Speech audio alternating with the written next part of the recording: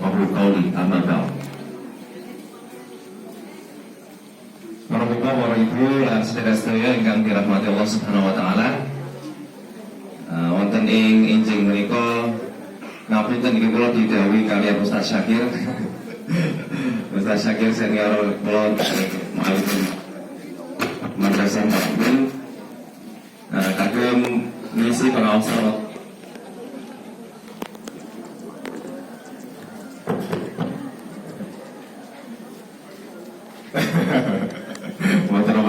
campur 4 bahasa nih. Nah, alhamdulillah saged silaturahmi wonten ing enjing punika teng Dusun Budhe Gamping. Niki kula nate ngisi teng mriki mungkin 3 tahun apa kawan tahun kapengker niki. Kula asalnya didhawuhi kalian Ustaz Syakir ini pengisi tentang bisnis digital. Soalnya niku nggih profesi kula sehari-hari. Namun kula ngapunten kula pun bosen ngomong ngoten niku. Satose kula pilih topik ingkang sanesipun nggih menika kaitane kalian Baitul Maqdis atau kaitannya kalian dengan Palestina. Nah, kebetulan selama 1 tahun terakhir saya belajar dengan Profesor Abdul Fattah Al-Waisi.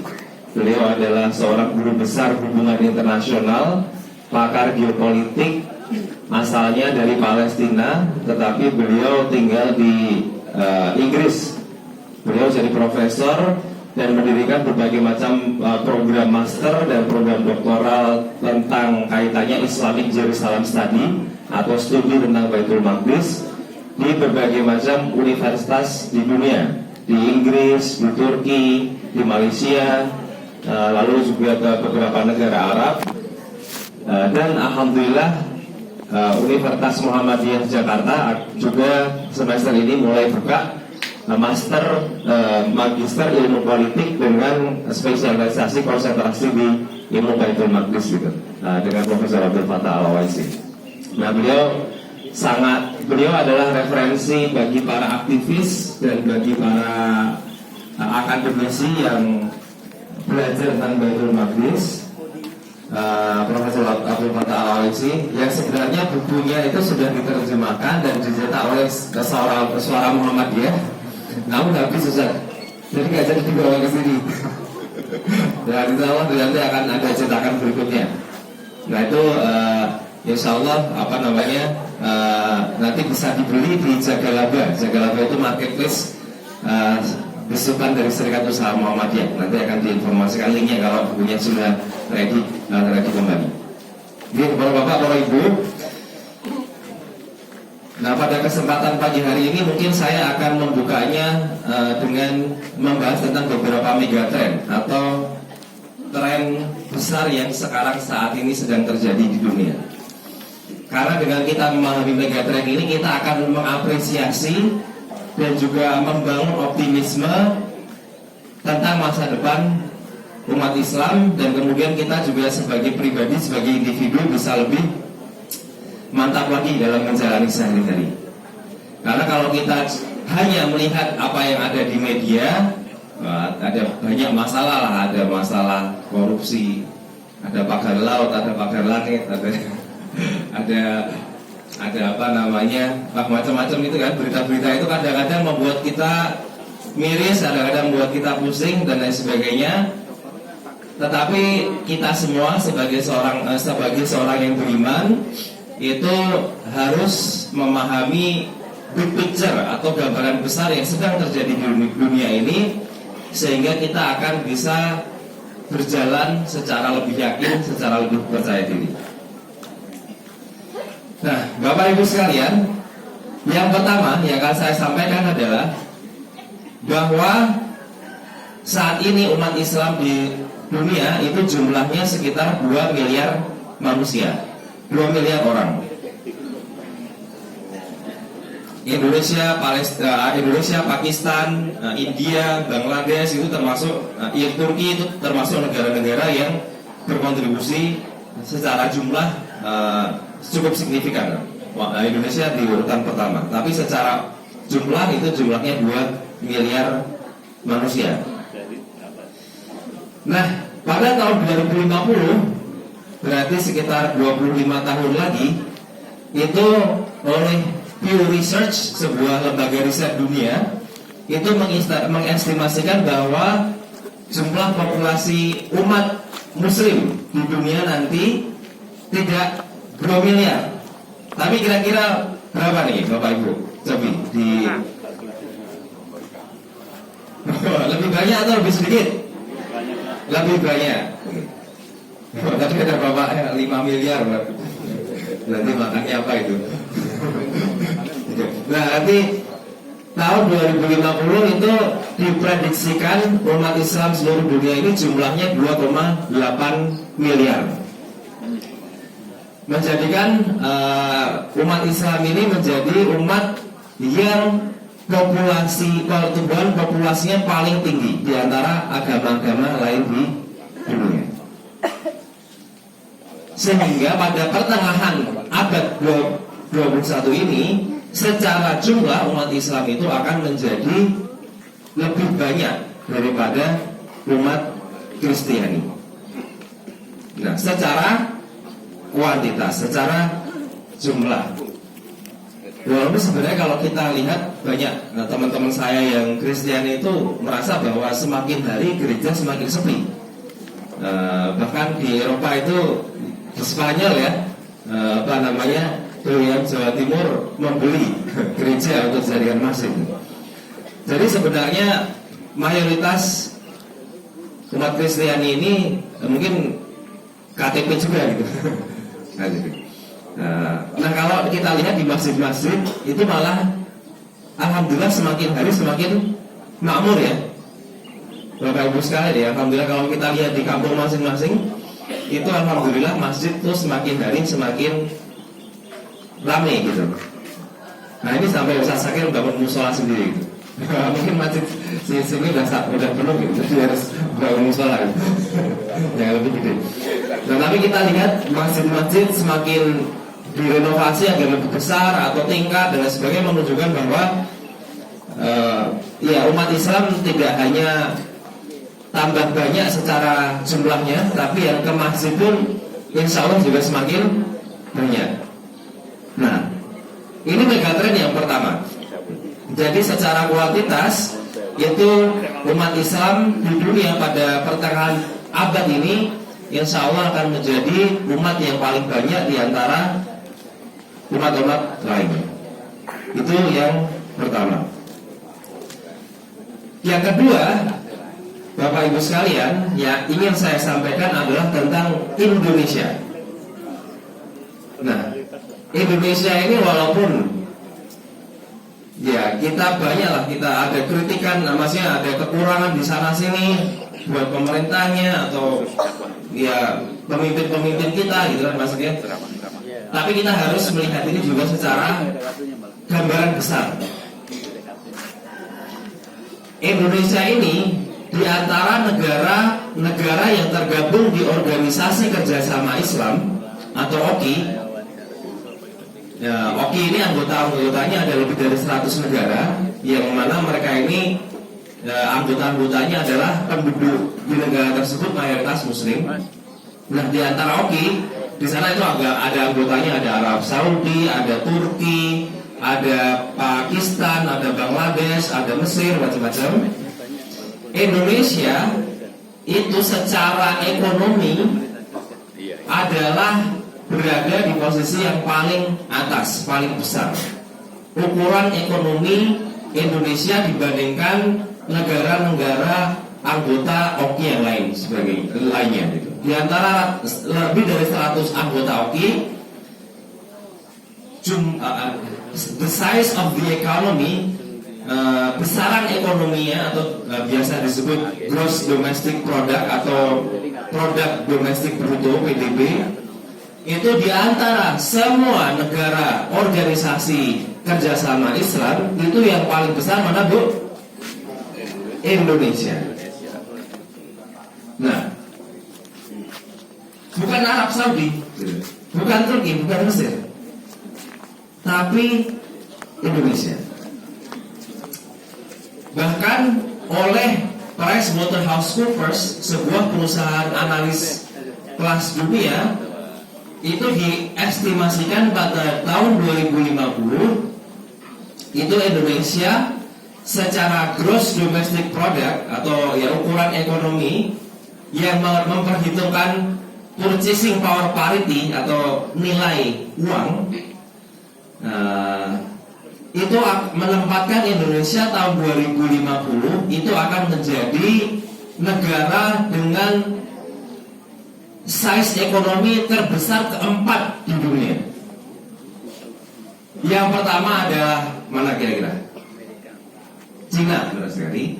Yang kedua India, benar sekali. Yang ketiga Amerika, lalu kemudian yang keempat adalah Indonesia. Itu berdasarkan hitungan dari PricewaterhouseCoopers. Itu bukan lembaga dari Indonesia yang ecek-ecek ya, atau lembaga di negara lain yang remeh, tapi PricewaterhouseCoopers itu sangat presisius, sebuah lembaga konsultan dan research yang sangat besar dan sangat presisius gitu. Itu memprediksikan Indonesia akan berada di posisi keempat di dunia tahun 2050. Insya Allah selesai 3 tahun lah Pak. Insya Allah. Oke, selamat tahun malam Insya Allah.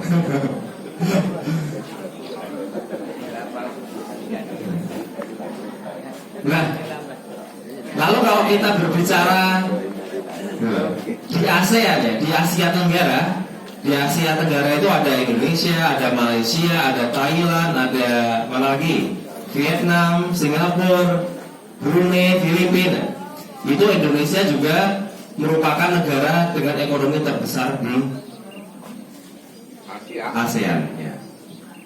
Nah, ini saya menyampaikan fakta-fakta ini nanti untuk kita jemput nih Bapak Ibu sekalian ya. Karena ini saya menyampaikan megatrends, tren yang ada yang berkembang di dunia gitu. Yang kemudian nanti saya akan sampai ke pembahasan surat Al-Isra yang tadi kita baca bersama. Nah, sekarang ke surat Al-Isra.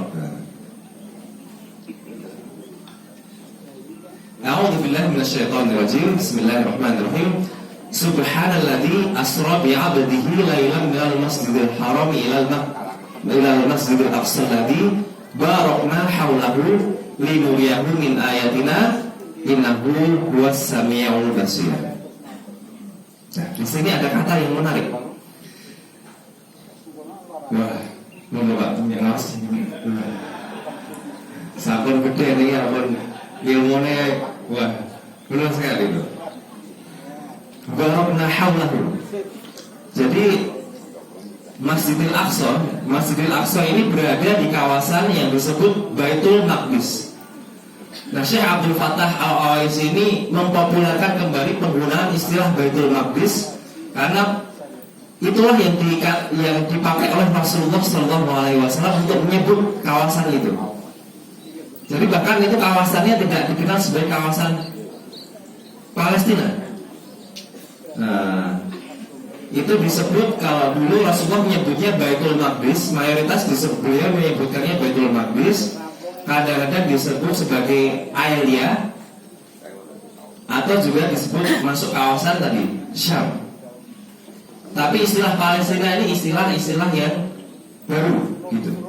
Rasulullah waktu itu belum menggunakan istilah Palestina, tapi yang dipakai adalah istilah Baitul Maqdis. Nah, Masjidil Aqsa itu merupakan bagian dari sebuah kawasan yang disebut sebagai Baitul Maqdis. Nah, Masjidil Aqsa disebutkan di surat Al-Isra ini itu diberkahi gitu, sekitarnya. Berarti kan sekitar Masjidil Aqsa itu tadi kita sebut apa Bapak Ibu? Baitul Maqdis. Nah, ini kajiannya sangat banyak ini. Saya dengan Profesor Abdul Fattah Al-Awaisi itu mengadakan yang namanya Saladin Camp. Itu intensif, kita seminggu belajar dari jam 3 pagi karena kita mulai dari sholat tahajud sampai jam 9 malam, diakhiri dengan tanda berpulang. Kita belajar tentang Baitul Maqdis ini selama seminggu full, sehingga dibahas berbagai macam aspek. Alhamdulillah, saya sebagai Serikat Usaha sebagai pendiri dan juga sekjen Serikat Usaha Muhammadiyah mengadakan kegiatan Salatin Camp ini, mengajak para teman-teman pengusaha maupun aktivis dan akademisi. Alhamdulillah sejauh ini sudah ada 500 alumni yang belajar tentang Baitul Maqdis di Salatin Camp, program yang kami miliki ini. Belajarnya macam-macam. Nah, ini saya ingin menyampaikan sedikit saja dari apa yang kita pelajari. Kalau bukunya tebal, SM itu nyetaknya 800 halaman. Nah, nanti bisa dipelajari sendiri nanti di rumah ya. Nah, ini saya sedikit saja belajar. Kawasan Baitul Maqdis ini secara geografi itu Profesor Abdul Fattah itu bertanya-tanya, kenapa disebut diberkahi? Kenapa oleh Al-Quran disebut diberkahi? Nah, ternyata di baliknya itu ada macam-macam. Misalnya secara kekayaan alam itu luar biasa sekali. Ada hasil-hasil, misalnya minyak zaitun terbaik itu minyak zaitun yang datang dari Baitul Maqdis. Dan di atasnya tumbuh-tumbuhan berbagai macam komoditas yang kualitasnya sangat baik. Nah, itu kalau dilihat dari aspek aspek bagaimana kondisi lingkungan gitu. Tapi yang ingin saya sampaikan di sini hubungannya kaitannya sama geopolitik. Bapak Ibu semua, Baitul Maqdis itu juga kita kenal sebagai bumi para nabi, iya enggak? Karena banyak sekali para nabi yang lahir besar di sana. Siapa saja kira-kira Bapak Ibu sekalian? Nabi Ibrahim alaihissalam, Nabi Isa alaihissalam. Siapa lagi? Nabi Yusuf alaihissalam. Banyak sekali nabi-nabi yang berasal dari kawasan Baitul Maqdis ini. Bahkan menurut analisis Profesor Abdul Fattah Al-Awaisi, itu ketika kita membaca Al-Quran dan membaca kisah para nabi, itu mayoritas latar belakangnya adalah latar belakang Baitul Maqdis. Jadi Baitul Maqdis ini sangat dibahas gitu di dalam Al-Quran, tetapi tidak secara eksplisit.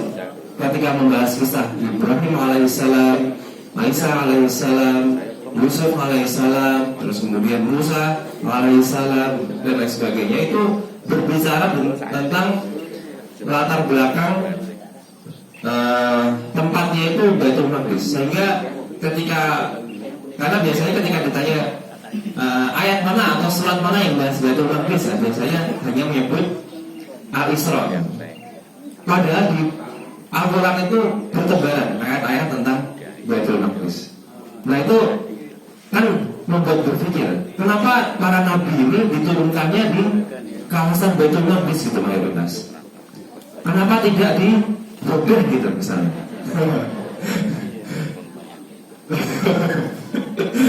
Nah, itu kan membuat pertanyaan ya.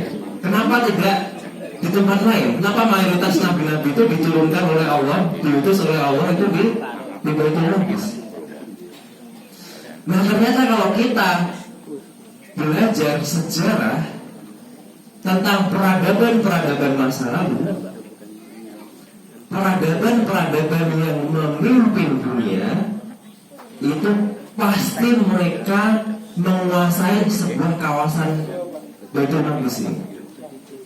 Misalnya Mesir kuno, Mesopotamia, Persia, Romawi, lalu kemudian peradaban Islam, lalu dalam 100 tahun terakhir peradaban Barat. Itu semua, tidak hampir ya, semua peradaban yang memimpin dunia, maksudnya peradaban memimpin dunia itu berarti secara ekonomi, secara politik, secara teknologi, ilmu pengetahuan, itu menjadi pemimpin dunia. Itu pasti mereka menguasai kawasan Baitul Maqdis ini. Coba Jenengan bisa pelajari di buku-buku sejarah, itu ada pattern itu yang saya juga baru sadari ketika ngaji dengan Profesor Abdul Fattah ini. Ternyata semua peradaban yang memimpin dunia sejak ribuan tahun yang lalu sampai sekarang, itu yang memimpin dunia, peradaban yang memimpin dunia adalah peradaban yang bisa menguasai Baitul Maqdis ini. Nah, seperti saat ini, sejak Perang Dunia Pertama, ketika deklarasi Balfour itu kan berarti secara resmi kawasan ini itu dikuasai oleh Barat ya, tahun 1917. Nah, itu kita melihat saat ini secara ekonomi peradaban Barat unggul, secara ilmu pengetahuan teknologi unggul gitu kan. Lalu kemudian secara politik, secara budaya mereka unggul. Begitu juga di masa-masa yang lalu, ketika masa-masa kejayaan peradaban Islam, itu kejayaan peradaban Islam itu ya ketika kawasan Baitul Maqdis itu berada di dalam pangkuan umat Islam. Nah, itulah diantara kita mentadabburi tentang kata barakna haulahu di sini, bahwa Allah memberkahi Masjidil Aqsa dan sekitarnya ini itu karena memiliki geopolitical significance, memiliki signifikansi geopolitik yang sangat begitu penting, sehingga peradaban manapun yang dapat memimpin menguasai Baitul Maqdis ini pasti menjadi pemimpin peradaban dunia. Nah, nabi-nabi diutus oleh Allah di Baitul Maqdis ini juga karena siapapun yang dari Baitul Maqdis ini kemudian ajarannya akan bisa tersebar ke seluruh dunia, karena ini merupakan pusat geopolitik dunia itu di sini.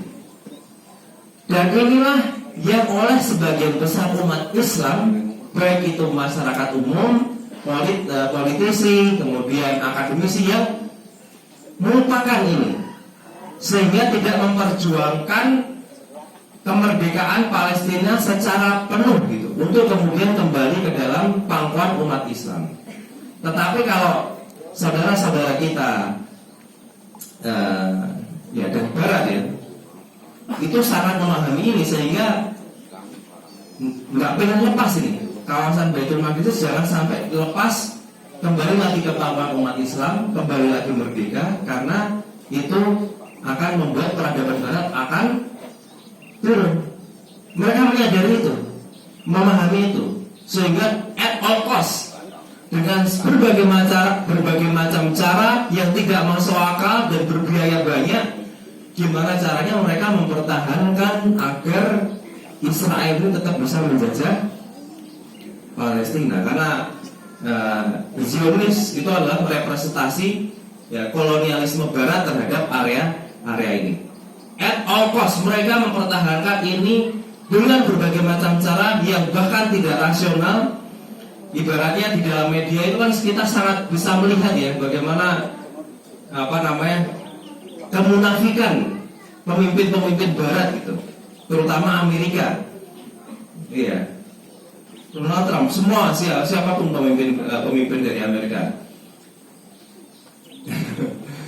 Nah, itu berupaya dengan sekuat tenaga, dengan harga yang sangat mahal untuk mempertahankan ini, karena mempertahankan kawasan Palestina agar tetap dikuasai oleh Israel itu adalah penopang bagi kepemimpinan peradaban Barat di dunia. Nah, Bapak Ibu sekalian, kita lanjutkan ngajinya di surat Al-Isra. Kabar baiknya, yakni di ayat 7. In ahsantum li anfusikum wa in asatum falaha fa idza jaa wa'dul akhirah liyadkhulul masjida kama dakhaluhu awwala marrah wa yutabbiru ma alau tatbir. Wah, ini ayat yang membuat saya sangat gembira dan harusnya membuat kita sangat gembira, Bapak Ibu sekalian. Karena apa? Karena di ayat ini disampaikan bahwa Masjidil Aqsa atau Baitul Maqdis ini akan kembali lagi ke pangkuan umat Islam.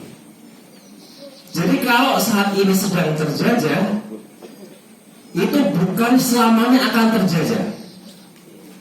Tetapi di dalam ayat ini kita mendapatkan keyakinan bahwa liyadkhulul masjidah kama dakhaluhu awwala marrah. Kita bisa kembali memasuki Baitul Maqdis, Masjidil Aqsa kama dakhaluhu awwala marrah, sebagaimana waktu itu kita membebaskan Baitul Maqdis, membebaskan Masjidil Aqsa yang pertama, yakni pada saat kapan, Bapak Ibu sekalian? Pada saat Sayyidina Umar bin Khattab. Tetapi waktu itu persiapannya sudah dari sejak zaman Rasulullah, lalu kemudian dibebaskan secara penuh menjadi kepangkuan umat Islam pada saat Sayyidina Umar bin Khattab memimpin. Kama dakhaluhu awwal marrah. Jadi ini memberikan optimisme dan kepastian bahwa Masjidil Aqsa dan Baitul Maqdis akan kembali lagi ke pangkuan umat Islam. Sehingga coba kita rangkai dengan pattern yang tadi saya sebutkan di awal, Bapak Ibu sekalian. Pattern di mana ketika peradaban yang memimpin dunia adalah peradaban yang bisa menguasai Baitul Maqdis. Sehingga apabila kita membaca ayat ini, menurut panjenengan semua, Bapak Ibu sekalian, kira-kira siapa yang akan memimpin peradaban dunia pada masa yang akan datang? Peradaban Islam. Insya Allah ketika Masjidil Aqsa, ketika Baitul Maqdis kembali lagi dalam pangkuan umat Islam, insya Allah itu adalah merupakan sebuah kepastian bahwa umat Islam akan kembali lagi memimpin peradaban dunia. Memimpin peradaban dunia berarti kita memimpin secara ilmu, secara teknologi, secara ekonomi, secara politik, budaya, dan lain sebagainya. Sebagaimana 100 tahun terakhir peradaban Barat menjadi pemimpin peradaban dunia, insya Allah ketika Masjidil Aqsa dan Baitul Maqdis bisa kita bebaskan, umat Islam akan kembali lagi tampil memimpin peradaban dunia di semua lini, insya Allah. Dan di ayat ini itu juga menyebutkan kisi-kisi atau fase sebelum akhirnya liyadkhulul masjidah kama dakhaluhu awwal marrah. Apa Bapak Ibu sekalian, coba kita ulangi ayat ini. In ahsantum ahsantum li anfusikum wa in asatum falaha fa idza jaa wa'dul akhirah apa? Liyasu'u wujuhakum. Lalu setelah liyasu'u wujuhakum apa yang terjadi? Lalu yadkhulul masjid. Nah, ini kita garis bawahi dulu. Liyasu'u wujuhakum artinya apa Bapak Ibu sekalian? Apa Mas? Menggunakan liyasu'u wujuhakum, menggunakan wajah mereka, memburamkan wajah mereka. Mereka ini siapa? Mereka ini yang menjajah, yang melakukan genosida di Baitul Maqdis. Liyasu'u wujuhakum akan diburamkan, digunakan, dirusak citranya. Dari yang sebelumnya mereka ini orang-orang atau pihak yang dianggap sebagai yang dimuliakan, yang digambarkan sebagai korban gitu kan, lalu kemudian dikasihani oleh mendapatkan simpati dari orang umat Islam seluruh dunia, umat manusia seluruh dunia. Tetapi apabila kita lihat satu tahun terakhir atau 1,5 tahun terakhir, itu liyasu'u wujuhakum ini sudah mulai tampak, mulai terjadi.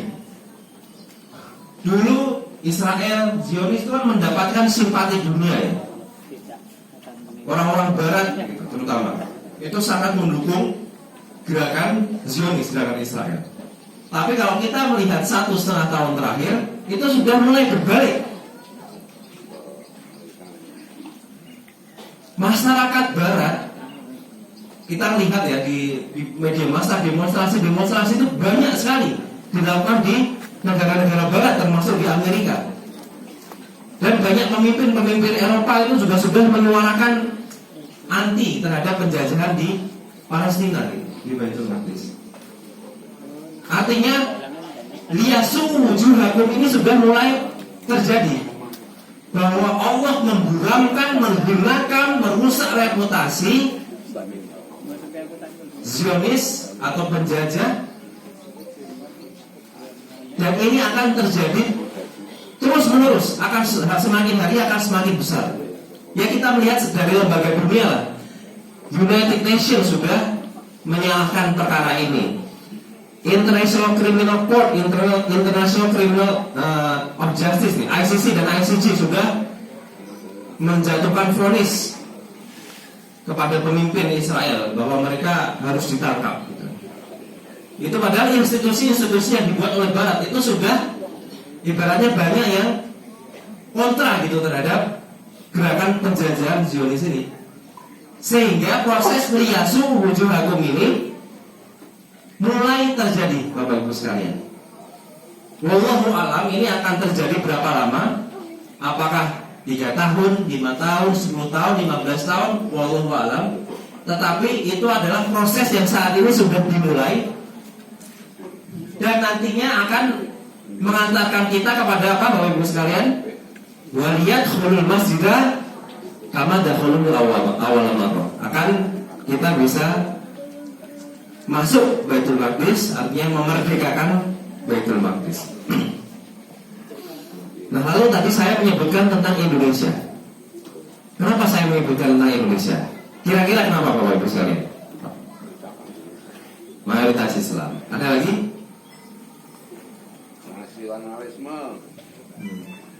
Gimana, Mas? Faktor pembebasan. Nah, Indonesia ini, menurut Profesor Abdul Fattah Al-Awaisi, itu memainkan peran yang paling strategis untuk mempersiapkan pembebasan Baitul Maqdis. Beliau itu menyebutkan ada 3 tahapan untuk kita bisa membebaskan Baitul Maqdis secara penuh.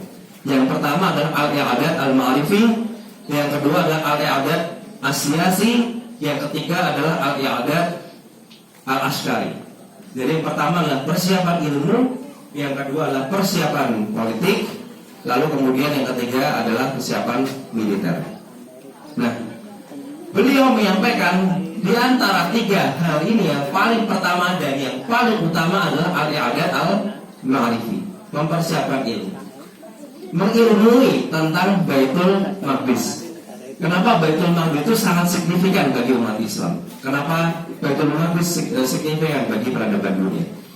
Nah, Indonesia ini merupakan negara yang paling ideal untuk bisa mempersiapkan pembebasan Baitul Maqdis, terutama dimulai dengan al-i'adat al-ma'rifi ini. Karena apa? Karena Indonesia ini negara yang jauh dari pusat konflik. Kalau negara yang dekat dengan pusat konflik, negara Timur Tengah misalnya, atau Asia Barat, itu karena sangat dekat dengan area konflik, mereka itu nggak bisa belajar gitu, nggak bisa melakukan al-i'adat al-ma'rifi secara mendalam. Tapi kalau kita di Indonesia jauh dari pusat konflik, itu lebih situasinya lebih tenang, sehingga kita bisa menyiapkan keilmuan gitu, mengilmui tentang Baitul Maqdis. Namun sayangnya di Indonesia ini, ya kalau kita tanya ya, bahkan saya tanya saya sendiri, saya mau baca buku tentang Baitul Maqdis ya baru setahun terakhir ini. Nah, mungkin kalau saya tanya Bapak Ibu sekalian, siapa di sini yang pernah baca buku Baitul Maqdis, mungkin juga cuma sedikit gitu. Padahal Baitul Maqdis itu menurut Profesor Abdul Fattah ini merupakan bagian dari akidah kita. Karena ibaratnya itu sebagian besar Al-Quran itu berlatar belakang di Baitul Maqdis ketika berbicara tentang kisah para nabi. itu merupakan kiblat umat Islam. Bahkan Rasulullah dan para sahabat itu lebih lama kiblatnya ke Baitul Maqdis daripada ke Masjidil Haram gitu. Nah, tapi yang mengilmui, yang baca buku saja tentang Baitul Maqdis itu sangat sedikit sekali. Nah, bahkan di Indonesia itu punya banyak jurusan hubungan internasional, termasuk Universitas Muhammadiyah ya, yang punya studi hubungan internasional, tapi belum ada yang belajar tentang geopolitik dan seputar Baitul Maqdis. Yang diajarkan di jurusan-jurusan hubungan internasional di kampus-kampus Indonesia, termasuk kampus Muhammadiyah maupun kampus-kampus Islam lain di luar negeri, itu teori-teori dari Barat, teori-teori dari Barat, yang itu tidak memiliki visi untuk mengembalikan umat Islam sebagai pemimpin peradaban dunia gitu. Nah, jadi kalau saya latar belakangnya hubungan internasional dulu, saya kuliah di UGM. Setelah lulus dari Mualimin, jadi sedikit banyak belajar tentang geopolitik. Nah, di kelas itu kita tidak pernah diajari. Kita diajarinya teori-teori dari Barat, dan kemudian ya sehingga kita tidak memiliki perspektif, tidak memiliki kekuatan analisis ya tentang bagaimana kemudian ternyata kita sadar, kita perlu menyadari bahwa Baitul Maqdis itu secara ternyata sepenting itu gitu, untuk umat Islam. Nah, alhamdulillah saya berkomunikasi dengan Universitas Muhammadiyah Jakarta, Profesor Ma'mun Murad, rektor dari UMJ, dibantu sama salah satu dosen di sana namanya Mas Ulung. Itu langsung tanpa saya pakai surat formal atau apa gitu, saya cuma japri WA aja, itu langsung disambut antusias. UMJ jadi kampus di Indonesia pertama yang buka studi magister tentang Baitul Maqdis ini. Alhamdulillah, ini berarti kampus Muhammadiyah menjadi kampus pionir. Terus saya menawarkan yang sama ke UMJ. Tapi yang lebih besar yang UMJ. Ya, nanti insya Allah UMJ nanti bisa mengikuti lah, insya Allah. Nah, lalu ya Profesor, terus kemudian beberapa bulan lalu ya, sekitar bulan September kalau nggak salah, akhirnya di launching program itu. Ada Pak Rektor, ada Pak Sekdum, Pak Abdul Muti yang sekarang jadi Menteri Pendidikan Menteri Pendidikan Dasar dan Menengah, yang juga turut membersamai Profesor Abdul Fattah. Kita akhirnya UMJ membuka studi itu. Ya dalam rangka menyebarkan ilmu tentang Baitul Maqdis itu di kalangan umat Islam di masyarakat Indonesia. Beliau itu sudah ngajar selama 30-an tahun. Ngajar di Inggris, di Eropa, ngajar di Turki, di Asia Barat, di Afrika, di Asia Selatan, Timur Tengah. Nah, beliau menyimpulkan bahwa generasi yang paling siap atau yang berada di posisi yang paling strategis untuk mempersiapkan ilmu terkait pembebasan Baitul Maqdis itu adalah Indonesia. Beliau itu sudah keliling manapun. Beliau ngajar di Turki mungkin 8 tahun ya, atau 10 tahun. Lalu kemudian ngajar di berbagai macam tempat, keliling dunia untuk melihat persiapan, melihat kondisi umat Islam. Nah, beliau itu sekarang usianya sudah sangat sepuh ya, mungkin 70 tahun atau mendekati 70 tahun. Itu beliau menyimpulkan di antara negara-negara Muslim di dunia yang paling bisa diandalkan untuk memimpin persiapan pembebasan Baitul Maqdis ini adalah Indonesia. Indonesia ini luar biasa beliau, karena tidak hanya masyarakatnya, tapi pemimpinnya sejak dulu sampai sekarang itu ketika berbicara tentang Baitul Maqdis, tentang Palestina sangat konsisten dan sangat vokal. Termasuk Presiden Prabowo, terus kemudian apa namanya,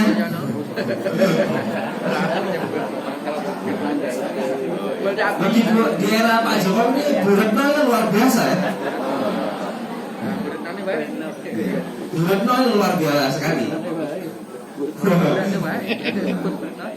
Dari Soekarno seperti itu sangat vokal, sehingga dan bahkan di konstitusi kita disebutkan bahwa ya kita anti penjajahan, anti kolonialisme, dan kita sangat berhutang budi karena yang mengakui kemerdekaan Indonesia pertama adalah Mesir, tetapi Mesir itu mengakui Indonesia sebagai negara karena dikompori oleh muftinya Palestina, karena waktu itu Palestina sudah dijajah sehingga tidak bisa jadi entitas negara, ya tidak bisa bersuara gitu di komunitas internasional. Yang punya legal standing adalah Mesir, tapi Mesir mengakui adalah menjadi negara yang pertama mengakui kemerdekaan Indonesia adalah karena ulama Palestina ini.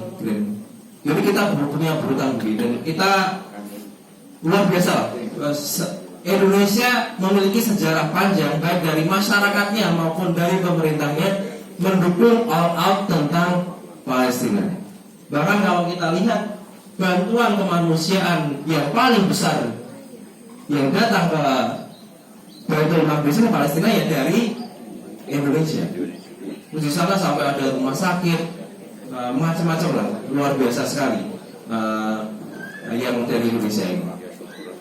Nah, itu belum selesai. Coba kita rangkai lagi ya.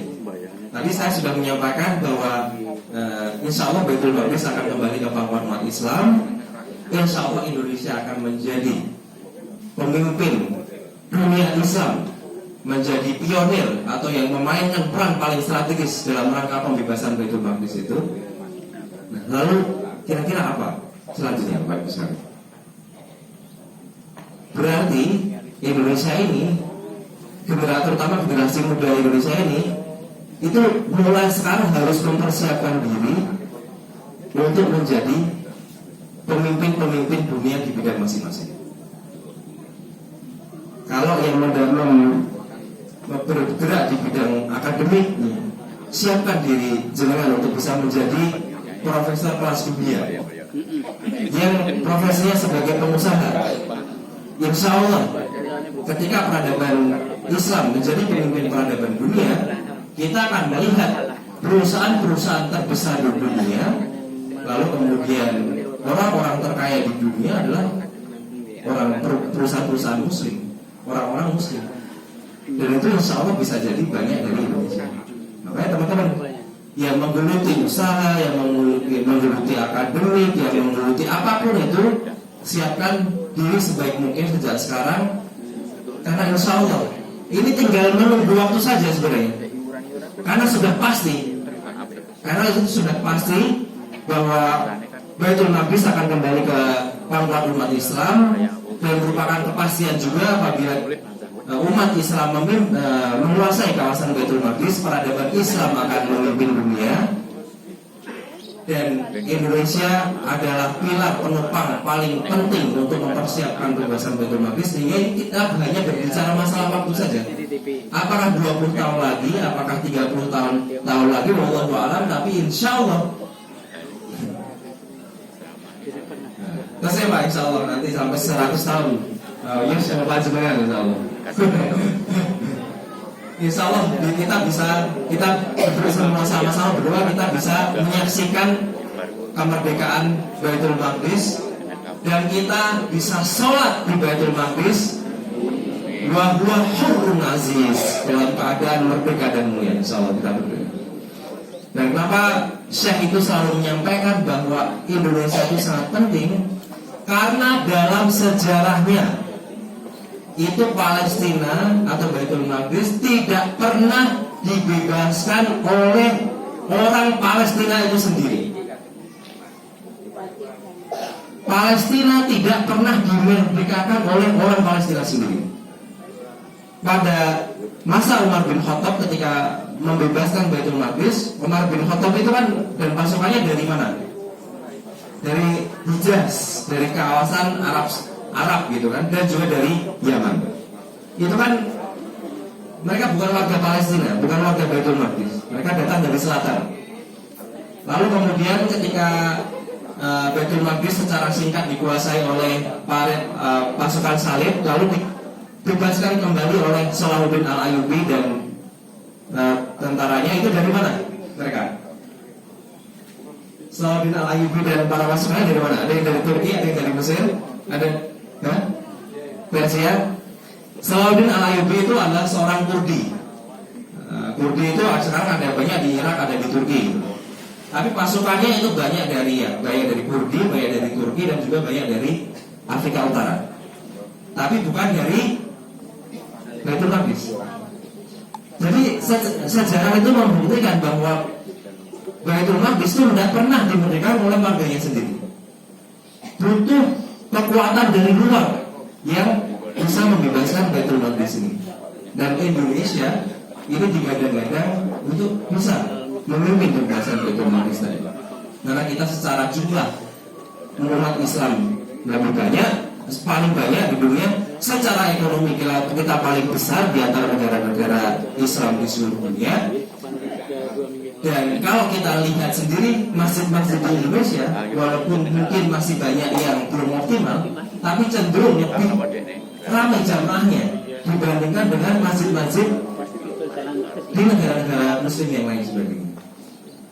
Dan populasi kita ini, Indonesia ini mayoritas muda-muda, 20-an, 30-an tahun mayoritas, sehingga punya energi, punya kreativitas luar biasa untuk mendukung upaya persiapan pembebasan Baitul Maqdis tersebut. Nah, maka insya Allah teman-teman saudara-saudara, Bapak Ibu sekalian, karena saya biasanya baru muda ya, Bapak Ibu sekalian, di sini tuh ada Ustaz Syakir, ada Pak Adi saya, ada Pak Adi Sudar, ada Bapak saya, Pak Sukris, ada Bang Jona, sesepuh saya semua ini. Nah, jadi nyapanya saudara-saudara sekalian, teman-teman sekalian, nggak punten gitu, nggak punten.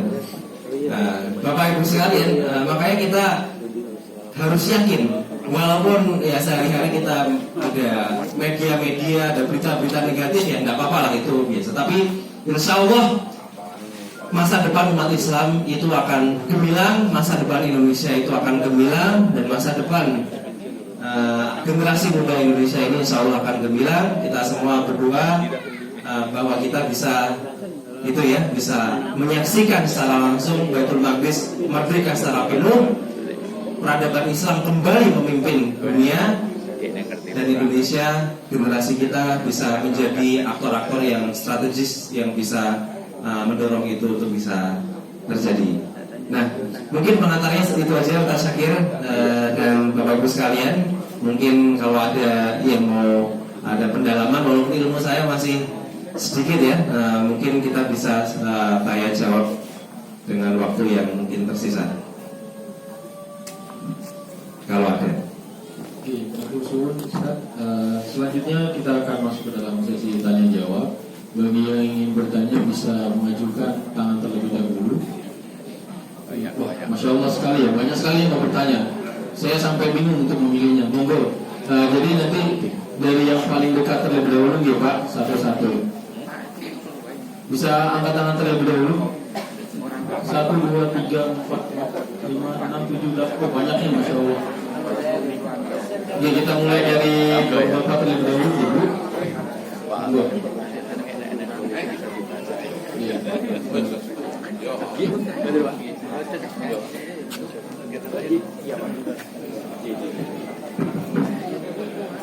Assalamualaikum warahmatullahi wabarakatuh.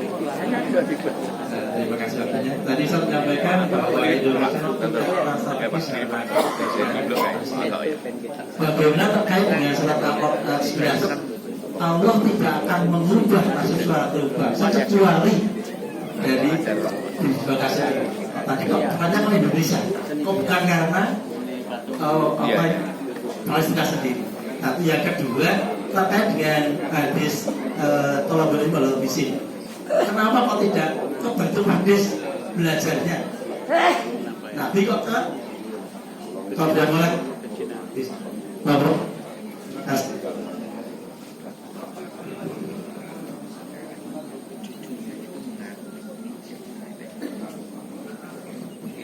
Oke, sip, saya jawab langsung yang kedua. Mungkin Ustaz Syakir lebih paham, itu bukan hadis ya Ustaz ya. Itu merupakan ungkapan populer, utlubul ilma walau bisin gitu.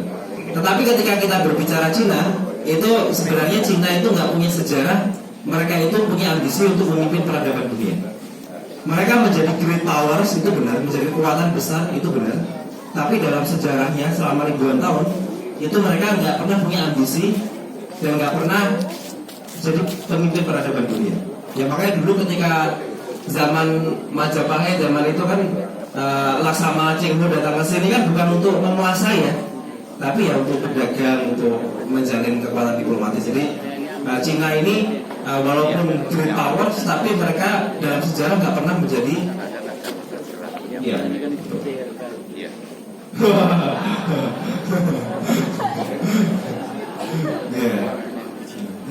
Lalu yang pertama tentang ini ya, tentang mengubah nasib. Nah ini karena apa?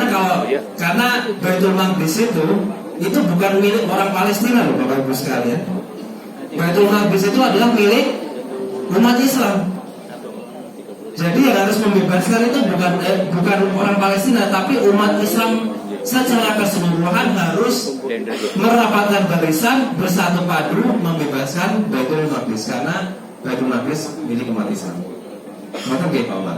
Bapak. Bismillah. Allahumma sholli ala sayyidina Muhammad wa ala sayyidina Muhammad. Izin bertanya Ustaz pada dalam surat Al-Isra ayat 4 sampai 7. Perkenalkan, nama saya Yusuf dari Rumah Sajadah Sorotan. Pada ayat Al-Isra ayat 4 sampai 7 di sini menjelaskan Bani Israel itu akan melakukan kerusakan 2 kali. Dan pada saat kerusakan yang pertama Allah datangkan hamba-hamba yang perkasa. Kemudian setelah itu mereka datang dengan kelompok yang lebih besar gitu, dan membanggakan diri. Pertanyaannya, ini kerusakan yang pertama itu apakah saat perang salib itu atau di masa Umar bin Khattab? Yang kedua, terus kerusakan yang kedua ini apakah setelah runtuh-runtuhnya Ismani pada 1924? Terima kasih. Tanya sangat bagus.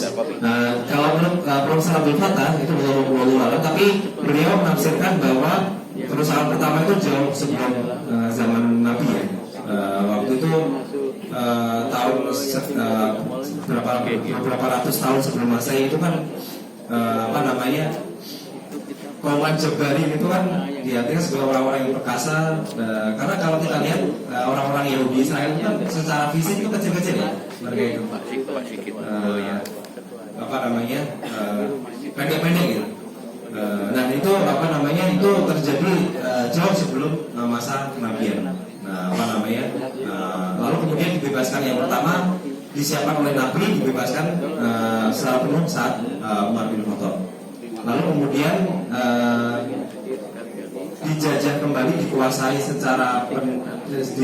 dikuasai lagi secara politik, secara ekonomi dan sebagainya ya sejak perjanjian tahun 1917 deklarasi Balfour itu.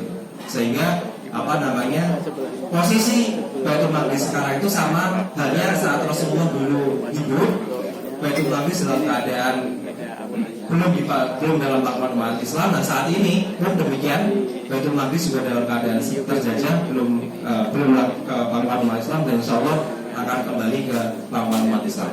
Nanti detailnya ada di dalam buku itu, secara lengkap penjelasannya, Mas. Menurut saya ini request ke Ustaz Syakir kalau nyebut saya jangan Ustaz. Makanya di poster ini saya satu-satunya dari yang pertama yang ngisi kopi ngaji tapi bukan Ustaz. Karena saya bintanya disebut Mas. Ya, karena saya ini ya sehari-hari nggak ngaji, sehari saya itu gagal. Jadi saya requestnya jangan disebut Mas, dia jangan disebut Ustaz tapi Mas. Lanjut. Bismillahirrahmanirrahim. Assalamualaikum warahmatullahi wabarakatuh. Saya Eja. Mas, jadi gini, ya menurut yang pernah saya dengar, selama Baitul Maqdis itu terjajah, itu berarti seluruh umat Islam itu masih dalam keadaan terjajah. Saya saat itu berpikirnya Indonesia itu sudah merdeka gitu ya, kok masih disebut terjajah gitu ya. Tapi ternyata setelah semakin kesini ya, semakin melihat perkembangan waktu itu, ternyata memang kemarin apalagi setelah perang Gaza, ternyata yang terjajah itu pikiran kita ya Ustaz. Apakah itu benar ya? Maksudnya gini, kita tuh kayak mikirnya tuh, pikiran kita tuh sebuah pikiran yang terjajah dari sejak zaman penjajahan Belanda gitu ya. Jadi kita tuh merasa ketika Palestina ketika Baitul Maqdis itu sedang dalam keadaan demikian itu, kita merasa baik-baik saja gitu. Kita tidak merasa terusik. Bagaimana, pertanyaan saya, bagaimana langkah kita agar kita ini merdeka gitu pikiran kita Ustaz, supaya nggak ada lagi misalnya ketika ada demo Palestina kemudian ada yang protes, nggak rasa demo yang menariknya macet gitu. Itu saya baca itu karena saya tuh agak sedih karena di Jepang di banyak negara itu demo-demo Palestina itu didukung gitu sama masyarakatnya, sedangkan di Indonesia sendiri malah demikian. Terima kasih Ustaz. Assalamualaikum warahmatullahi wabarakatuh. Nah, jadi tugas kita adalah mengilmui tentang Baitul Maqdis. Dengan apa? Dengan membaca buku, dengan ikut pengajian-pengajian yang membahas Baitul Maqdis, sehingga kita itu sehari-hari membahas Baitul Maqdis. Seperti dulu gerakan anti riba itu kan populer baru 5 tahun terakhir ya. Sebelumnya kan nggak ada gitu. Nah itu jadi populer sekarang, jadi pembahasan sehari-hari. Atau misalnya gerakan subuh berjamaah, dulu nggak ada, sekarang sudah sering dibicarakan. Nah sekarang kita harus juga mulai membicarakan tentang Baitul Maqdis ini, mengilmui tentang Baitul Maqdis sehingga itu bisa menjadi pembicaraan sehari-hari, dan bahkan mungkin lomba 17-an atau lomba-lomba di SD gitu kan, ngomongin tentang lomba-lomba kaitannya sama Baitul Maqdis, misalnya hafalan surat Al-Isra, tadabbur surat Al-Isra, atau misalnya takbir keliling, bahwa intinya beliau menyampaikan, Profesor Abdul Fattah itu menyampaikan bahwa indikasi bahwa masyarakat kita sudah mengilmui tentang Baitul Maqdis. Pembicaraan Baitul Maqdis itu akan dilakukan oleh kita sehari-hari dan akan menjadi budaya kita gitu. Salah satu forgotten sunnah, salah satu sunnah yang terlupakan, Rasulullah dulu ketika belum membebaskan Baitul Maqdis, ketika sepanjang hayat itu, ketika surat Al-Isra sudah turun, itu beliau setiap malam itu ngaji surat Al-Isra. Itu kebiasaan beliau setiap hari. Karena di dalam surat Al-Isra itu, sebenarnya nanti habis ini di rumah bisa ngaji sendiri-sendiri. Di dalam surat Al-Isra itu ada sifat-sifat dan kiat-kiat dan ciri-ciri orang-orang yang akan membebaskan Baitul Maqdis. Di situ disebutkan tentang misalnya Qiyamul Lail. Generasi yang akan membebaskan Baitul Maqdis itu adalah generasi yang Qiyamul Lail rajin. Lalu kemudian di situ membahas juga tentang menghormati orang tua, birrul walidain. Generasi yang membebaskan Baitul Maqdis adalah generasi yang menghormati orang tua. Nah, di situ di dalam surat Al-Isra itu disebutkan ciri-ciri apakah generasi kita siap membebaskan Baitul Maqdis. Kalau hal-hal yang ada di surat Al-Isra itu sudah dipraktekkan, berarti kita bisa meyakini bahwa inilah generasi yang akan membebaskan Baitul Maqdis. Itulah juga yang disiapkan oleh Salahuddin Al-Ayyubi.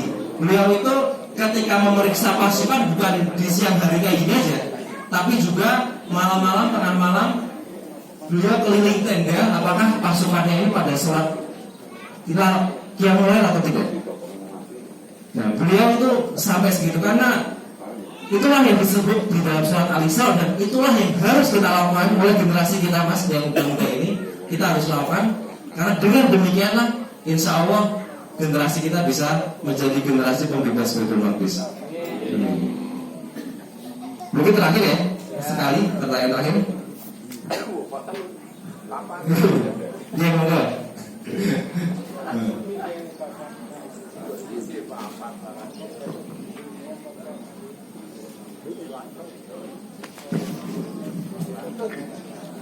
Ya, alhamdulillah ini saya tidak berdampingan ibunda panjenengan ya. Teman saya Ibu Suwarti dan Bapak Sulis mungkin ya di sana. Sukis maaf. Nah, sekarang gini aja, yang penting gini, setelah saya mencermati apa yang panjenengan sampaikan ya. Ini memang yang harus kita segera eksekusi, kita lakukan orang Indonesia. Minimal ya memang yang sering didengungkan di mana-mana, tapi sulit dilakukan. Baik kok, apa namanya program-program misalnya. Nyatanya nggak mudah, ngomong gampang. Ya. Jadi ini monggo kita serius. Baik produk-produk Israel, kemudian yang kita lakukan lainnya hanya berdoa terus untuk keyakinan dan belajar tadi, apalagi ada generasi muda. Ini yang banyak belajar. Itu ya. Kemudian yang saya tanyakan cuma ini. Mungkin ada lagi apa yang harus kita lakukan gitu loh, Mas Islam. Dan ini, saya pernah ya yang lihat saja saya di apa namanya itu apa. Jadi ini ada sekelompok orang umrohnya 3 paket.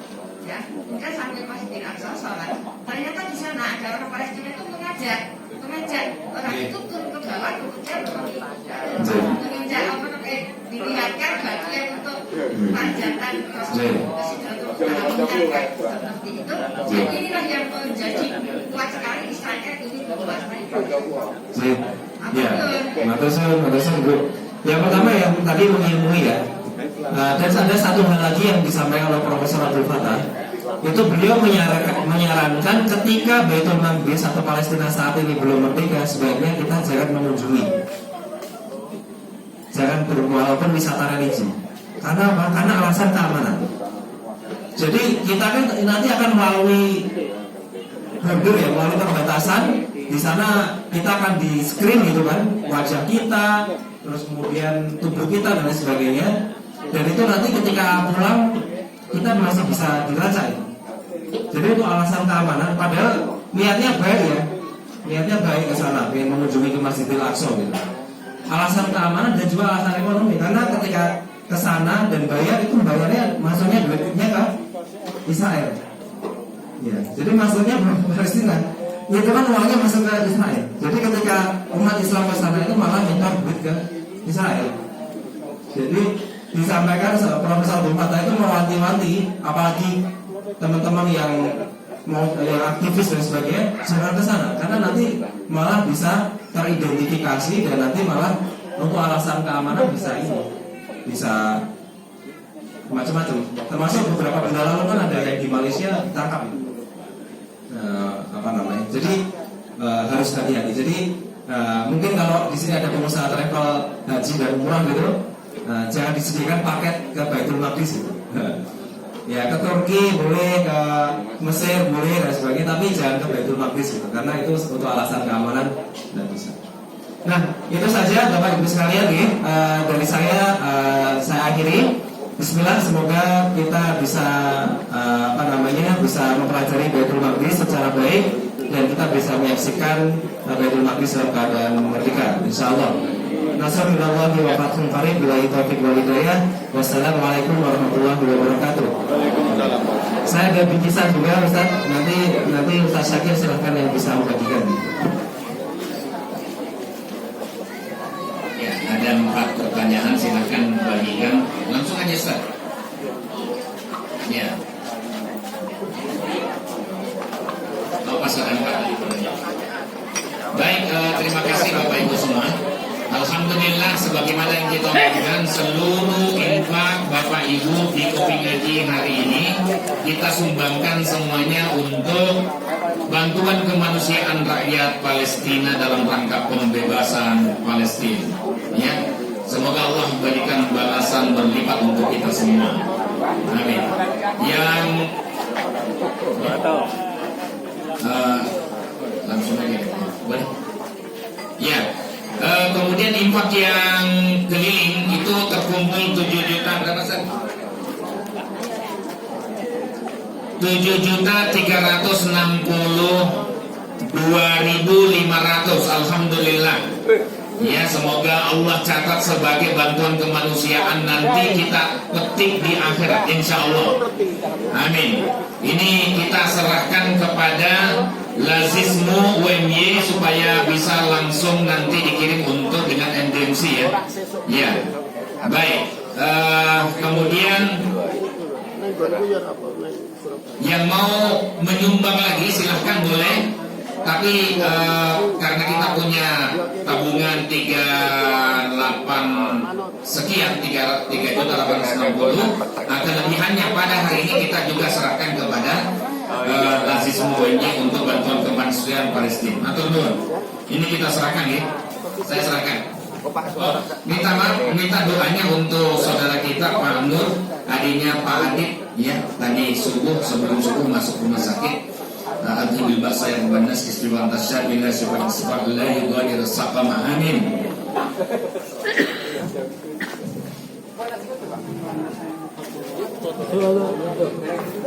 Boleh rampung. Tadi rampung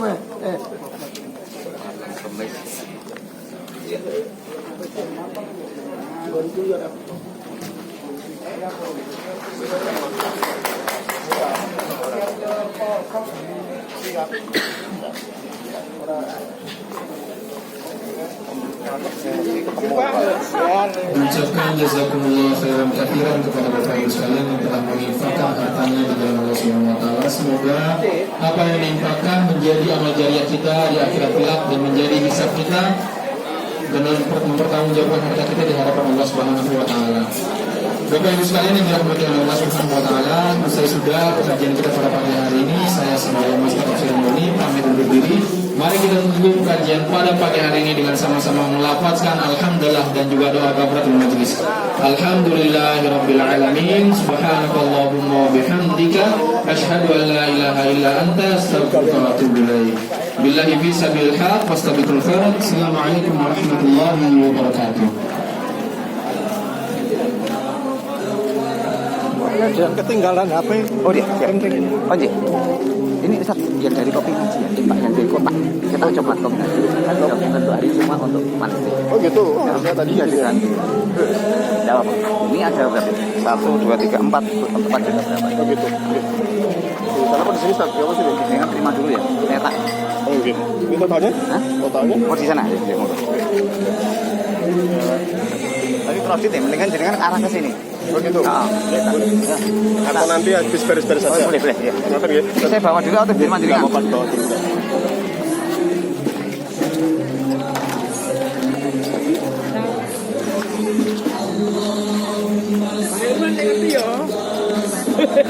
Orang hati kok. Hah? Orang apa lagu ya? Tahu tak? Iya. Siapa Pak? Katanya Pak.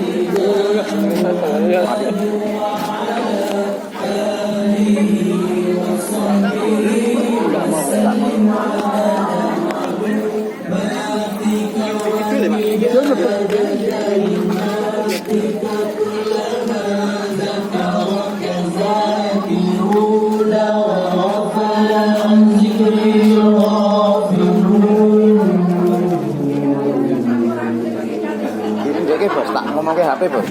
Oh iya. Nanti kan nih, Mike kayak mau. Hai? Iki. Ya. Informasi kepada jamaah semuanya yang merasa ketinggalan HP. HP-nya berwarna hijau kehitaman. Ada tombol warna hijau muda di samping, tombol on off dan volume. Ditemukan di pendopo putra bagian tengah ya. Jadi bagi jamaah ngopi ngaji yang merasa ketinggalan HP, ini mereknya atau hitam kebiruan atau apa ya warnanya ini? Tombolnya